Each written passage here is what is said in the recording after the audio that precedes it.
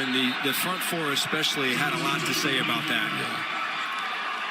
That's the cap on a Pittsburgh win. 24-16 is the final score. Let's take you to James Brown in New York for the NFL Today update, delivered by Little Caesars. Steelers have now won 3 of their last 4. We take you now to a tie ball game. Kansas City and Houston all knotted at 24. 2 minutes left in regulation. Let's join the announcers there. Kevin Harlan, Trent Green, and Melanie Collins. Smith-Schuster, who's drilled by Jonathan Owens inside the 45. And welcome back to Studio 43 and the NFL Today update delivered by Little Caesars. JB along with Phil, Coach Nate, and Boomer. And, folks, it has been some scintillating action down the stretch here as Kansas City. Go ahead, Bill. Say that again. Say the least, I'd say, JB. Go ahead, Bill. And you see the Chiefs got the job done over the Texans. In overtime, and again, it takes a fumble recovery by the Kansas City defense. But, man, I give a lot of credit to this Houston Texan team. Boy, they came out, and you can see right here, this is the call. Right there, you can see the ball was stripped out of David Mills' hands. And you just have to wonder underneath this scrum, like, where is the ball? And you can just see right there, it kind of squirted right through. And, Boom, I know that's your game, but, again, just to underscore, Kansas City clinches the AFC West with that victory over Houston. 7 straight years. So Patrick Mahomes is a winner. We all know that. He's an unbelievable player. Yeah. You know, like Coach Weir sitting here talking about him, Josh Allen, Joe Burrow, about how late in these games, these guys just put their teams on their back, and they just make play after play after play. And I just, put Jalen Hurts in that category. He did the same thing today as well. Yeah, well, the one thing about Patrick today, no turnovers. Yeah. I mean, you know, he was, again, now probably thrust himself to the top of the MVP voting. That just goes to show you how good this is. Now, at the end of the Jet-Lion game. That was interesting, Boom.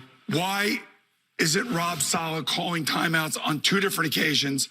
One on the long completion to Garrett Wilson on 3rd and 19. They had 3 timeouts left. Call the timeout right there. So as I sat there and you talk about clock management, I never thought you never used a timeout until you got inside of 1 minute. But he got inside of the minute after a long completion. Watch it right here. It's 58 seconds. So 53.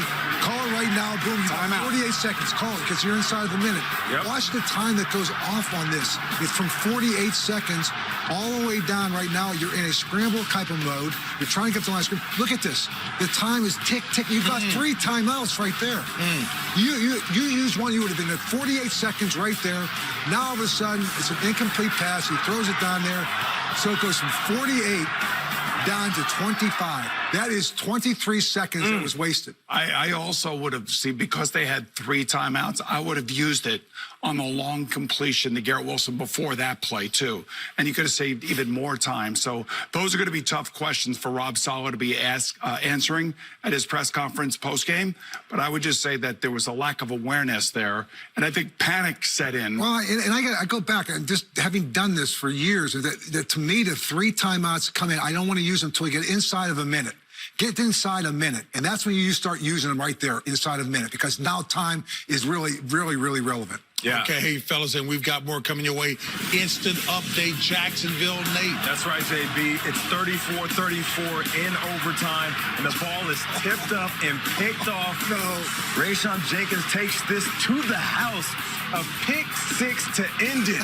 The Jags beat the Cowboys. This was a wild one because the Cowboys were in control of this game throughout, and then in the very last minutes of regulation, the Jags made some plays after making some mistakes. Remember, Trevor Lawrence, fumble pops out. Yes. The Cowboys jump on it, but then a quick 3-and-out by that Jags defense, and then they get the ball back. Unbelievable. 30-6, they got it done. Phil. Listen, I got to go back to this Jets game real quick. 4th and 1, they give up the touchdown to the Detroit Lions. The punt return, the timeouts. Yeah. They made a lot of mistakes to lose this game. Boomer coming up. Well, there he is. There's Joe Burrow, the leader of the Cincinnati Bengals, looking to take on Tom Brady in the Bucs. See you back at halftime.